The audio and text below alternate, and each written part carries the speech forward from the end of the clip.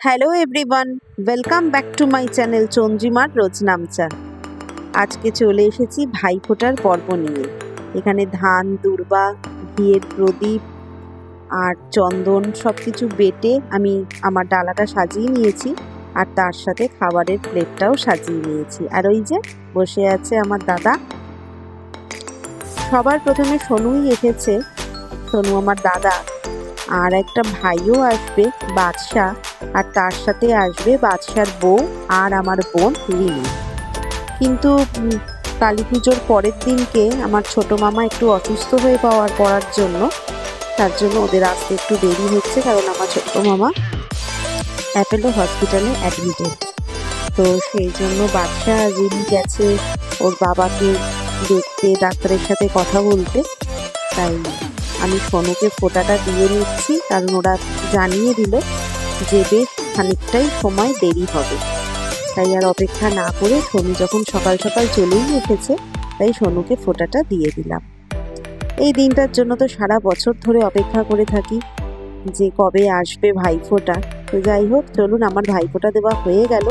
এরপরে আমি জানি না কতটা ভিডিও আপনাদের সাথে শেয়ার করতে পারবো, কারণ আজ এক দারুণ ব্যস্ততার দিন। আজ হচ্ছে আমাদের পাড়ার যে কালী ঠাকুর, সেই মায়ের আজকে গঙ্গাবক্ষে নিরঞ্জনের পালা। বহুদিন সামনাসামনি আসা হয় না, মুখোমুখি হওয়া হয় না, তার অনেক রকম কারণ আছে, যাকে সেসব কারণের দিকে পরে আসবো। আজ আমাদের কালী পুজোর মা কালীর আজকে বিসর্জনের দিন। সকলেই মনটা সকাল থেকেই খুবই খারাপ। আজ তো ভাইফোঁটাও ছিল, সেসব ভিডিও তো আপনারা দেখলেনই। তো আজ আমি মাকে বরণ করে এই মাত্র ঘরে এলাম। তো ঘরে এসে একবার ভাবলাম যে আপনাদের সঙ্গে একটু আসি, এসে একটু কথা বলি, হয়তো মনটাও হয়তো একটু আমার ভালো লাগবে। সারাটা বছর জানেন তো, আমরা সবাই এই পাড়ার ছোট্ট থেকে বুড়ো সবাই এই 4টে দিনের জন্যই আমরা অপেক্ষা করি।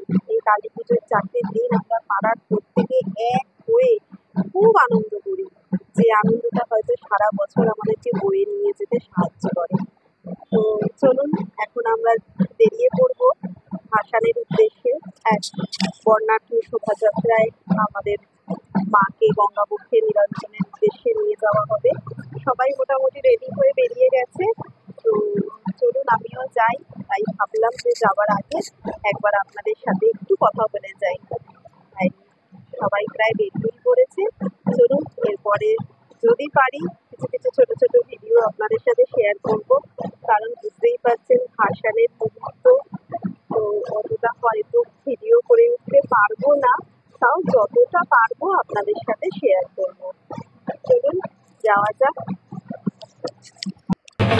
এই যে চলে এসেছি একেবারে বাজনাদের সামনে।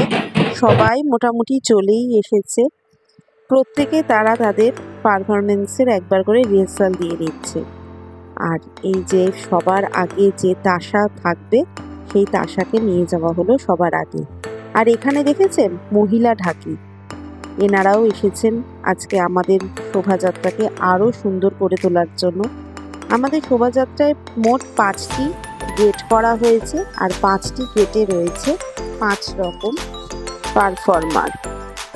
দাঁড়ান একটু ঠাকুরকে এবার বরণ করে নিই। গাড়িতে তো ঠাকুর তুলেই দিয়েছে, আর তাই বরণটাও আমি মাকে গাড়িতেই করছি।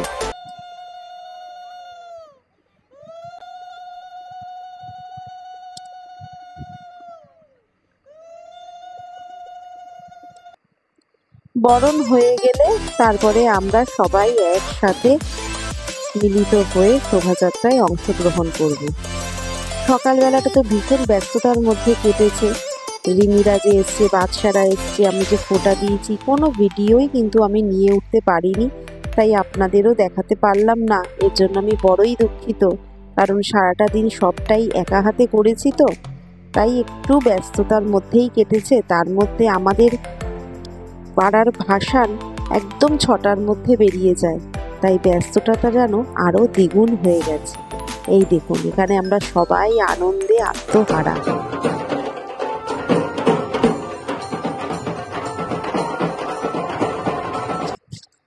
বছরের এই একটা দিন যেদিন আমরা বাঁধন ছাড়া বাঁধন হারা, যে যেরকম মনে হয় সে সেরকমভাবে আমরা আনন্দ করে থাকি। এই মায়ের এই যে শোভাযাত্রা, সামনে আমরা সবাই ওনাকে আনন্দ সহকারে নিয়ে যাই, আর উনিও আমাদের পিছে পিছে পথ দেখাতে দেখাতে চলে আসেন। আর একটা জিনিস লক্ষ্য করেছেন, আজকে কিন্তু আমরা প্রত্যেকে লাল রঙের জিনিস পরেছি। যারা বাচ্চা, যারা পাড়ার ছেলেরা, তারা সবাই পরেছে একই ধরনের গেঞ্জি। আর যত পাড়ার মেয়েরা আমরা বউরা রয়েছি সবাই পরেছি লাল শাড়ি। আজকে আমাদের ভাসানের থিম রেড কালার। আর এই যে পেছনে বিশাল বড় শোভাযাত্রা সাজিয়ে আসছে আমাদের মা। চলে এসেছি আমরা প্রায় গঙ্গার ঘাটের দিকে, বাগবাজারের রাস্তা। আমাদের তো গঙ্গার ঘাট খুব বেশি দূর নয়, আমরা থাকি টালা পোস্ট অফিস অঞ্চলে। ওখান থেকে একটু শ্যামবাজারটা ঘুরে এলেই বাগবাজার, বাগবাজারেই আমাদের সারদা মায়ের ঘাটে আমাদের মাকে নিরঞ্জন করা হয়। তো এখানে প্রত্যেকটা বউ, প্রত্যেকটা বাচ্চা, প্রত্যেকটা পাড়ার ছেলে সবাই আজকে আনন্দে আত্মহারা হয়ে নাচতে নাচতে মাকে গঙ্গাবক্ষের দিকে নিয়ে চলেছে। চলুন দেখা যাক।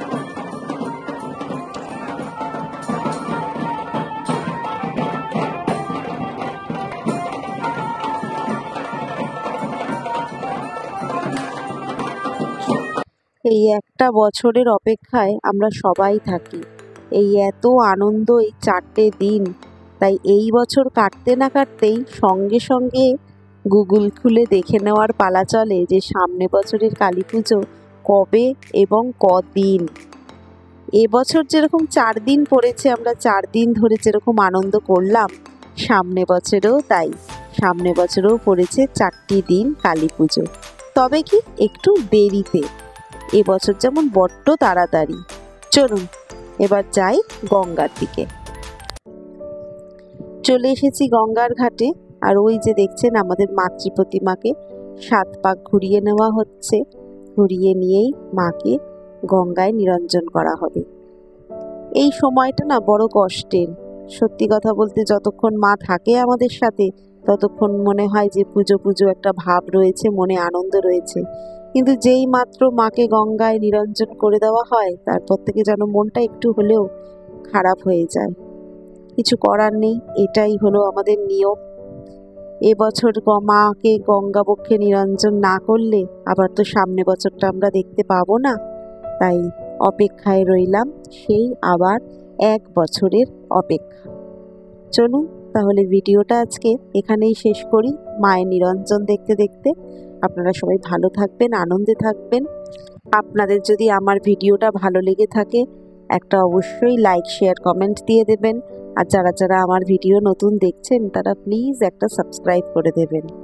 চলুন, মাকে দেখতেই পাচ্ছেন গঙ্গাবক্ষে নিরঞ্জন করা হয়ে গেছে। চলুন আজ তাহলে আসি, দেখা হবে খুব শিগগিরই পরবর্তী আর একটা নতুন ভিডিও নিয়ে। শুভরাত্রি।